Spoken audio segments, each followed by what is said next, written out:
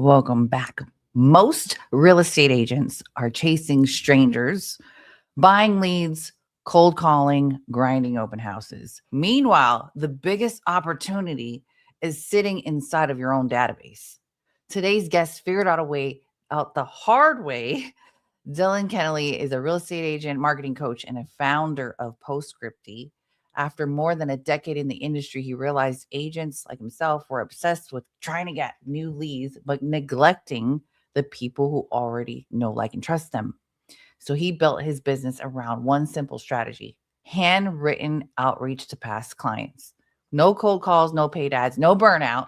He doubled his income in 1 year and turned it into a scalable referral engine. And today we're going to break down how relationship marketing becomes a predictable revenue and how this can actually plug into your systems for your CRM and long-term leverage for your real estate business. Dylan, welcome to SaaS Business Secrets. Amazing. Thank you so much for having me here. That was a great summary and great intro. I'm excited. Tell us a little bit about you. Like, how did you get started? Tell us about your real estate career and how it's doubled your income. Yeah. Like you mentioned, been licensed for a little over 10 years now. It was, funny enough, the way I got into it was straight out of college. Wasn't sure exactly what I was looking to do, but the creative part of my mind decided, well, I should probably look for clues of success. What are people doing that are successful, or what did they do to earn their money? So I went on the Forbes 400 list, and at that time, they let you sort by category. And I went through and I looked at what was the most common thing that everyone in the Forbes 400 list had, and it was real estate. So as I started digging into that more and more, I was like, well, obviously real estate probably has the highest chance of me getting to where I want to be, which was, at that time, financial wealth, as a young college student. And obviously I didn't know enough to know what that looked like. So I was like, how can I kind of test the waters on this? And that turned into me becoming a real estate agent. I think got my license when I was 23, and just never looked back. I used it as a education opportunity, and obviously life has its twists and turns. Things turn out a little bit differently than what you would originally imagine, but it's been a great journey so far, and kind of a roundabout way to end up here. Awesome. You're so young, and I know a lot of actually people who've started young. Do you have any advice for people who are just getting into real estate or starting really young and don't really think that you have a database like that? Yeah, super good question. The best thing that I did was a little bit of an accident. I grew up in a small area and grew up seeing someone's real estate signs everywhere. I mean, to give you an idea of how much of a hold he had on the market, the newspaper put out an article during election season talking about, who are they going to vote for the new mayor and all these other positions in the government, in politics. And the tagline at the end was, well, if we judge who's going to win by who has the most signs in town, this real estate agent is going to be the one who wins. Just making it about how many for sale signs he had, and that you can't escape him. So what I started doing at that point was I made it my goal to have a meeting with him before I got licensed, just to be able to talk to someone who is, a veteran in the industry, who's doing super well, who's still super active. And it took a lot of effort. He was very busy. I started showing up at the office. I would call, they would say, oh, he'll call you back. He would never call me back. I probably called 6 or 7 times. And then I just started stopping by, and they're like, he's in a meeting. He's not here. I got all of the things. And I think he finally figured out, I'm not going to give up. I'm not going to leave him alone. And he finally said, okay, I'll talk to you. He gave me a call and said, I need you to be here at the office in 2 days, 11 a.m. I'll have a meeting with you. And my main goal is just to ask him about, hey, I'm a broke college student, just graduated. How can I do this when I don't have any money?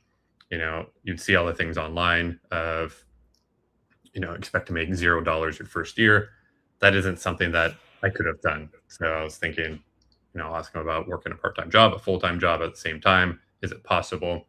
And uh, when we sat down, the first thing he said to me was, "Hey, just so you know, I'm not looking to hire anyone." That was the first thing he said. And my reply was, "Good. I'm not asking for a job." And that kind of opened up the door to us to have a real conversation about what do next steps look like. How could I actually do this? And how could you get started? So after that day, it was actually after that meeting later that day, he called me and said, "Hey, if you want to get a little bit more exposure to this, I'm doing an appraisal down at this house tomorrow. Meet me there 8 a.m. I'll give you a little taste of what this is like." And, at that point, I'm realizing later in life, obviously looking back now, that he was just testing me, seeing if I was actually someone that he could put some effort into, spend some time with. And, he started showing me the ropes a little bit more and more. He said, "Come in a couple times a week. I'll pay you while you're getting your license," and gave me a little bit of a part time job to start. So, all of that being said, the main thing and the best way to get started, a lot of people like to complain about, well, team splits or whatever it is when you get started, that they don't want to share their commissions with someone. But I'd much rather have 50% of something than 100% of nothing. And Right. that's how I got my start. I mean, my first year did better than I ever thought I could. And it was because I had a good mentor and he Nice. was willing to invest his time in me. And he was still super active. He had a good track record of success. And, he wasn't bringing on, 50, 100 agents at a time. I was like the third agent that he let come into his brokerage. So he was very selective.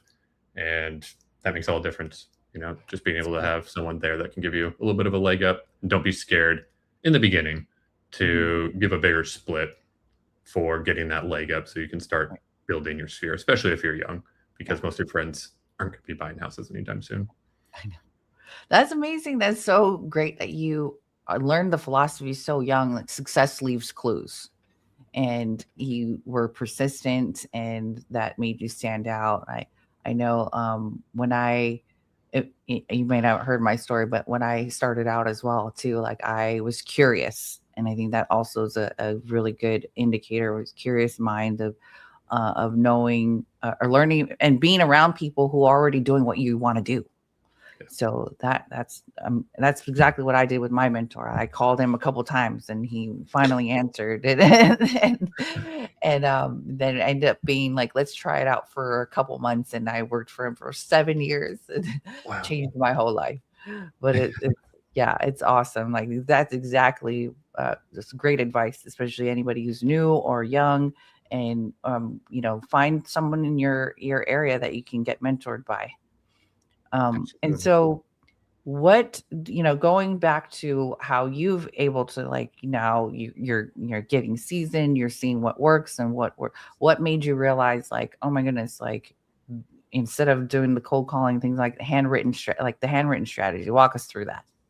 Yeah, super good question. And I took many paths to get here. I've uh, enrolled in a lot of programs. I've helped out with a lot of them of social media and generating leads, and I've paid Zillow a crazy amount of money, homes.com.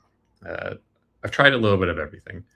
And I'm an introvert at heart. I'm not the person that is going to start a conversation with someone out in public and, bring up that I'm in real estate. I'm not the person that's going to wear a name tag or drop my business card to the cashier at the grocery store. It's just not my style. I tried, I pretended to be for a while, but it just wasn't something that I knew I could do long term. And what really started this was I read a book from a guy called Joe Girard, and he is the guy who holds the Guinness World Record for the most amount of car sales over a lifetime and the most in a year. And Wow. his numbers are insane.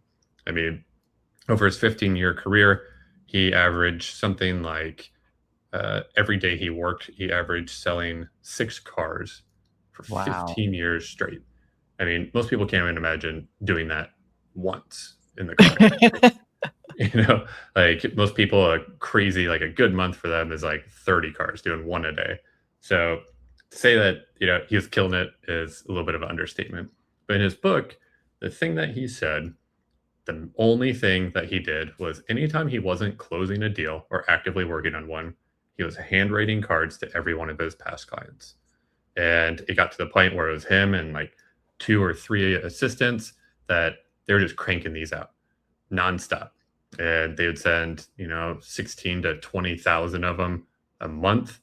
And this was his whole marketing strategy, just letting people know that he's around. He enjoyed helping you. He would enjoy helping your friends and family. And most of his stuff was really short. He said a lot of times he would just send a card and all he would write in there was, I like you. So, I saw this, and being someone who's, into marketing and copywriting and things, and like, this is worth trying, but I also think I can kind of take this to the next level. So, brought this idea to my coach at the time, and we kind of workshopped this thing where I just started sending them out, really sending out uh, seeds. We were planting seeds with people of how can we generate more referrals? Because the typical way that we're taught to do this is, just call people, tell them you just drove by their house. Whether you did or not, tell them that you were just driving by their house and you're thinking of them, and slip in something about how you're never too busy for their referrals. And it really just created this feeling of being transactional, feeling a little needy. And I was really looking to step back from that. I also wasn't the person that was going to go ring their doorbell and drop off a basket of snacks or whatever it was, doing the pop buys that a lot of people teach. So this was really just my attempt to avoid having to do those things. And I mean, luckily enough, ended up working. Like you mentioned in the intro, it doubled my income year over year and became my main marketing platform. I could not have to stress so much. I stopped paying Zillow $3,000 a month and really just focused on working with the people I truly enjoyed working with and letting them send me more people that are just like them too. It's a great story. That's huge. I mean, the results right there. Why do you think though, after someone hears something like that, I'm like, oh my gosh, yeah, we should try that. But like, why do you think people are stuck into this mentality? Like, I need to get new leads, and that'll fix everything. I just need new leads, instead of going, why do you think most people ignore their existing database? So I think there's a couple layers to it, and I'll throw one out there that we could say is a little bit of conspiracy theory minded, but I think it's worth talking about it for sure. So first, I guess let's start with the idea of, if you look at any major company, they all have retention departments. And if retaining your past clients wasn't something important, these private equity firms and Fortune 500 companies wouldn't spend so much time and effort on this. But they know that it's at least 5 to 10 times cheaper to keep an existing client than it is to get a new one. So it's the same thing with real estate, just the time horizon is longer. The time between people buying and selling is getting bigger and bigger. But the idea of keeping them engaged and getting people that they know and entering into their circles is still super important for a couple of reasons. One of the big ones is, as time is going on, people are trusting online reviews less and less. I mean, even if you go to Amazon, the people that post those videos as a review, they get paid if you end up buying that product. So they're incentivized to just convince you to buy something. So as time goes on, I think, word of mouth, person to person referrals are only becoming more important. And as I mentioned before, with the conspiracy minded mindset of it, that I want to throw out there is, these platforms like Zillow and Facebook and Instagram, they can't sell you what you already own. And people are very, very good at marketing. especially these big companies that have a ton of money behind them. So a lot of the reasons why we believe that new leads are very important is because they're bombarding us, telling us that they are. And don't get me wrong, new leads are super important. The more you can, Right. build up your pipeline in your sphere and get new eyes on you, fantastic.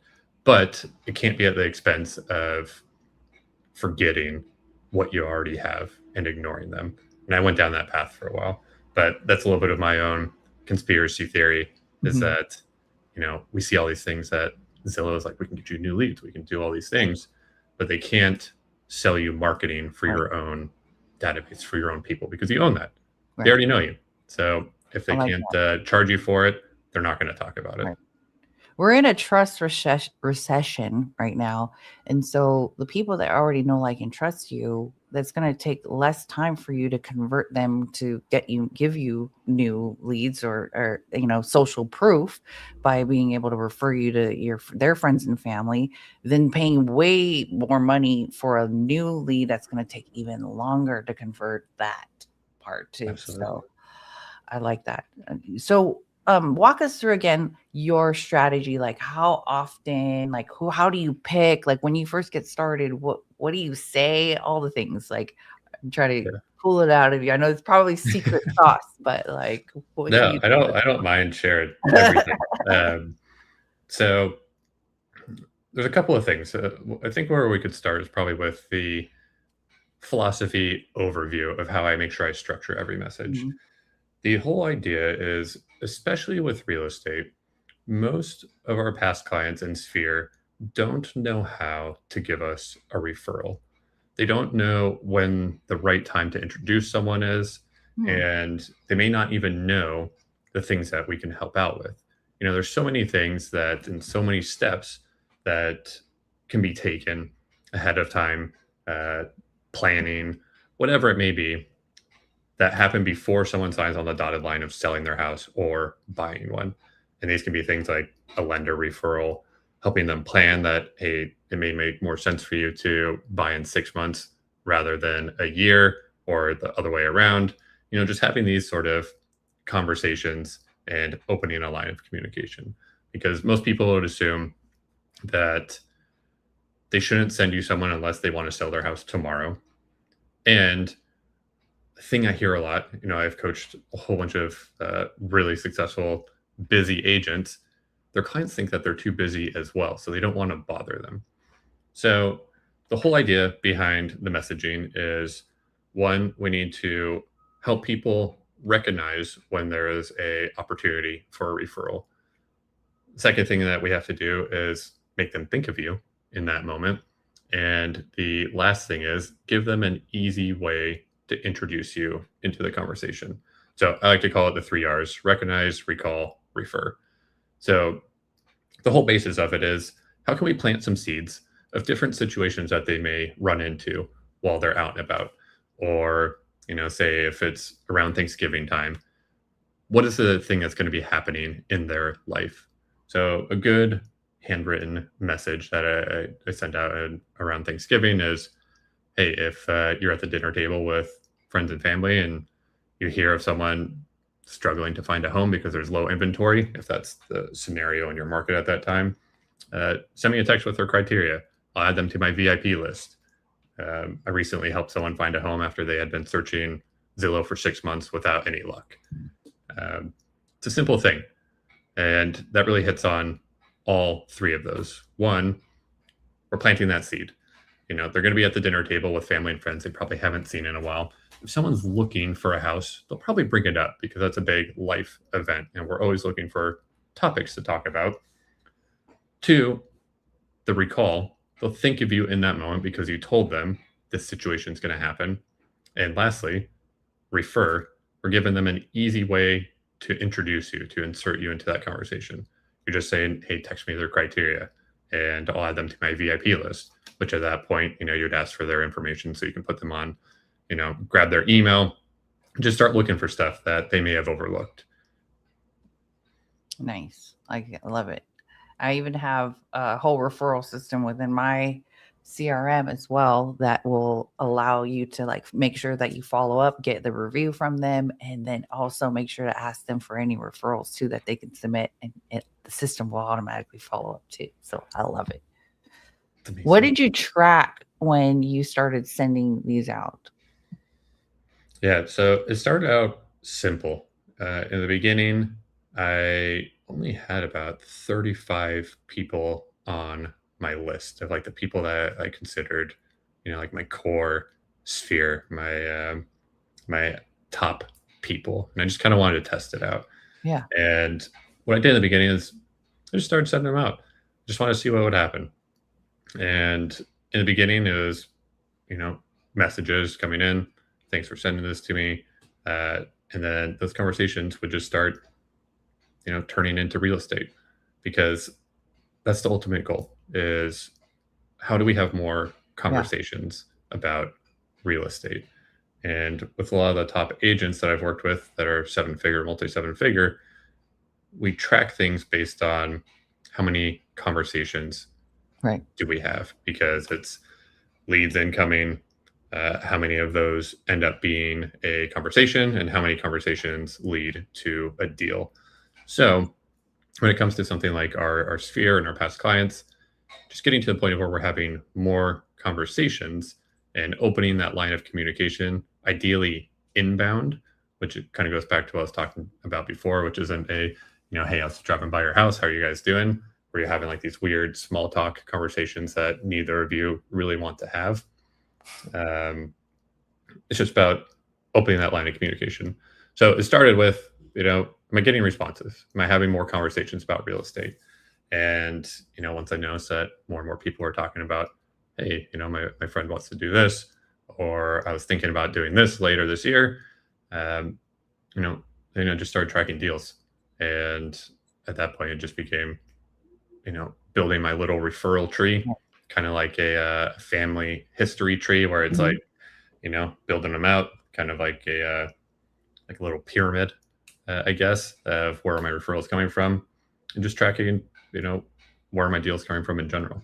Nice. So as time went on, those conversations turned into deals, and tracking mechanism just became where. So you started off with like 35, and you're like, oh my God, like how often do you send them, and how do you choose to like add to that? Or like, I mean, some people might be like, oh my God, I don't know anybody. I just try to send 35, and then like, you sending them once a month. Like, what do you what do you do next? Super good question.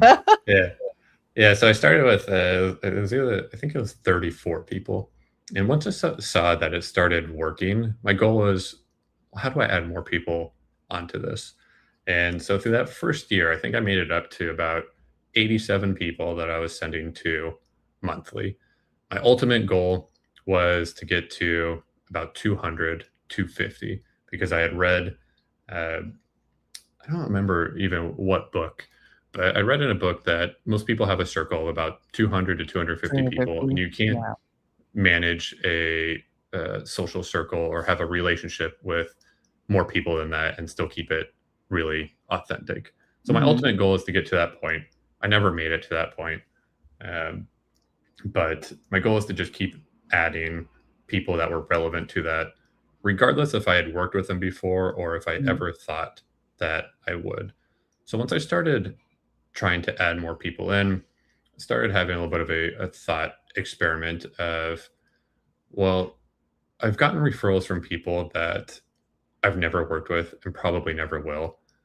So maybe I should be adding in people that fit that category too.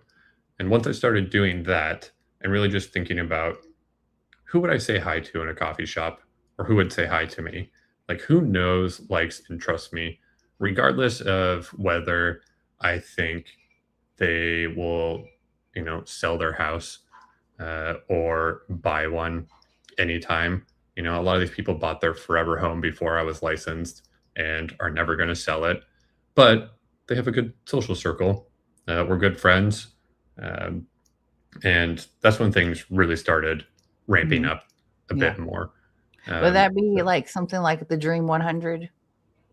People like so it's not necessarily It could be the dream 100 is usually like the people that you like, your dream clients, but it also could be your dream like partners that may have access to people that you know, referral base basically too, or people that you'd like to be partners with, and not necessarily people that you would sell a house or buy a house with, but like they might know people as well that you would want to work with them. Like they could possibly have connections too.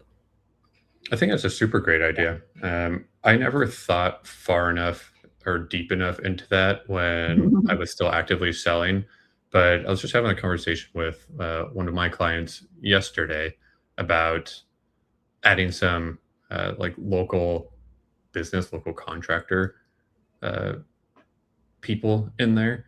Like, so she has this plumber that she works with all the time. They have a really good relationship, but she never gets any referrals from Yeah, them. But they're in homes working all the time, right. and a lot of times Vendors. people have Yeah. conversations like that. Hmm. I was like, absolutely, let's add them Yeah. in. And I think that's something. Obviously, we're going to be tracking it as we're moving forward, but I think she'll probably have a pretty solid ROI on that as well. Awesome. I like it. Like, so what else? Tell us a little bit more about your technology. Like, you're actually writing it, or do you have a system that keeps you consistent? Yeah, super good question. So, as anyone knows who's had to write large batches of handwritten cards, it's not the most fun thing to do. Uh, so, uh, I did it for far too long. Uh, Probably got a little bit of arthritis from it. So, what we do is we do 100% done for you handwritten cards for people, handwritten envelope, handwritten card inside. We do the copywriting. We even put a stamp on it. We can drop it in the mailbox or ship it directly to you, and you just drop it in a mailbox close to you. The way that we do it is I have a machine that handles all of the writing. We have 13 different handwriting styles. I use blue Bic pens. So this isn't like a handwritten font, like a print, where, like a lot of people, you'll get those pieces of mail that you can see, like, you first glance, you're like, it's handwriting, but then you look at it and you're like, they just, they printed this. It's just coming out of a printer. This is actually using a blue Bic pen. It's indistinguishable.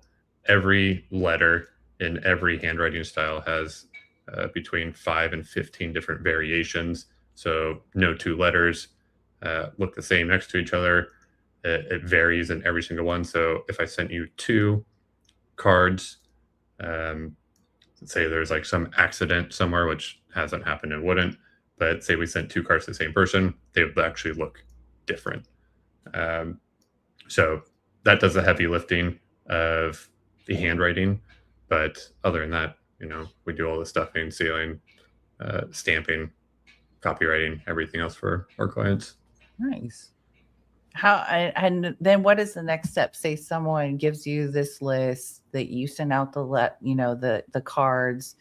Do they are you I mean, what else do you think they should be doing? Should they be calling like, "Hey, did you get my card?" Or do you just let them come in and Just like let it what's come in. Yeah.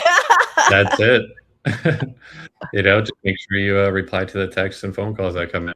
Nice. So when we do the copywriting as well, Mhm, I give everyone the next steps mhm, of here's the purpose of this copywriting. mhm, I gave you the example of the Thanksgiving dinner.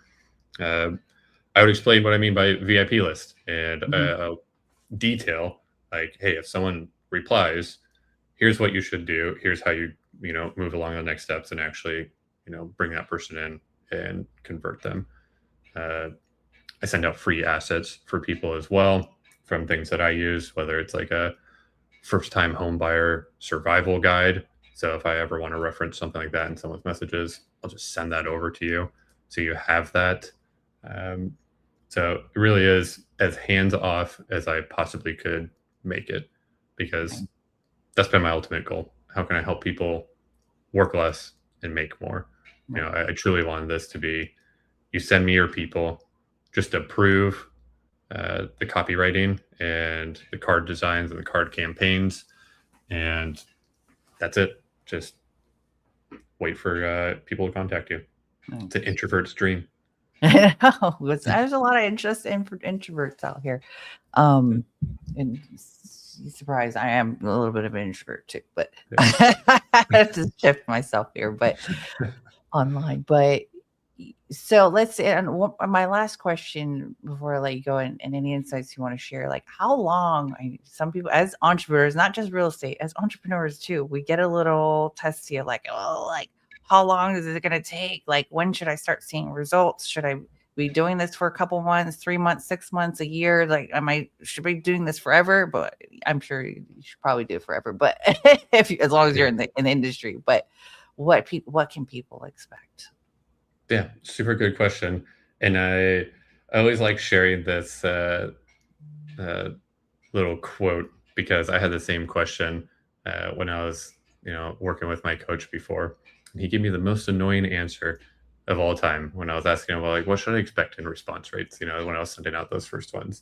And he thought for a second and he looked at me and he said, you should expect somewhere between a 0 and 100% response rate on these. I was like, okay, thanks for that.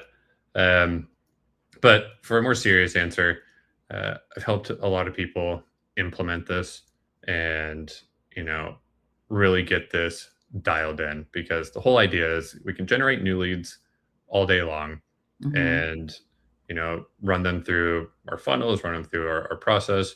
But if we don't have anything in the back end, a true system to keep them engaged, it's like filling up a bucket that has a hole in it. And so the goal is really how do we plug that hole to make sure that our retention and referral on the back end is as strong as possible? How can we increase the lifetime value of every lead that we bring in? What I've seen from, I've coached hundreds and hundreds of agents across all different income levels. Most of them are 150 to multi 7-figure. What we see is when we get something like this set up, it almost has a positive ROI almost immediately. So just setting up something to stay in touch authentically with your past clients has, there's generally some sort of low hanging fruit there. So in the people that I work with in Postscripty, what I tell them is I generally expect you to see that you have more money than what you started with within 4 months. And then at that point, it's just a positive ROI. Exactly. You're playing with house money from there on out. And it just makes perfect sense to keep going forever. Right. It's exactly what you said earlier. Is like, you better, it's better to have something rather than 100% of nothing if you didn't do it. Like you said. Oh, thank you so much. Yes, this is so perfect because, and also it might sound a little woo-woo, but no matter what strategy I want to add, whether it's handwritten cards or, Facebook ads, all the cold call, it actually comes down to how your belief system. That's 100% of what I believe in marketing that I think nobody really touches on. You can do all these different strategies. You can do this strategy, but if you don't believe that the system is going to work for you, it won't work for you. So, yeah, that's one thing I can control is my mindset on any strategy that I put out there. And like my mentor used to always teach me, my first mentor I talked about in the beginning of this call too, every time we sent out an email newsletter, anything, handwritten cards, we would set the intention of how many people we would receive this and call us back and actually, start a conversation or would like to hire us to buy or sell their house. So I think that is one thing that you can control, not just the strategy of putting it out there, taking the action and the inspired actions. Hire Dylan to write them for you, and you put in your little spin from the heart, and then put that your extra, woo woo like vibes to it. That it actually works. I love that. Yeah, for sure. I don't think there's anything that's too woo woo out there to at least, you know, uh, try because Yeah. I mean, we can't know everything. Mhm. Even just going back to all of Tesla's theories about vibration and frequency. Like, I'm not smart enough to say that it doesn't work by any means. There's too many weird things, and Yeah. there can be nothing bad from having positive intent and belief and putting that into what you're doing. Even, Yeah. I mean, just worst case scenario is you're going to have a better day. Right. So I'm Worst all case in. scenario, the whole mail thing doesn't get to anybody, but that's not going to happen. Like, I just truly believe, like, if you 100% know, like, intention, like, these cards are going to reach out to the right person at the right time, and they're going to be calling you to work with you. I love that. Yeah. Thank you so much for being here and sharing. How can people hire you or work with you, learn more about your system? For sure. I have a couple different ways, and you could go to postscripty.com. It's postscript with a Y. You can find me on Instagram, dylan.canelli. And also, I do have a guide. I went a little surface level on the whole process of exactly how you can do this.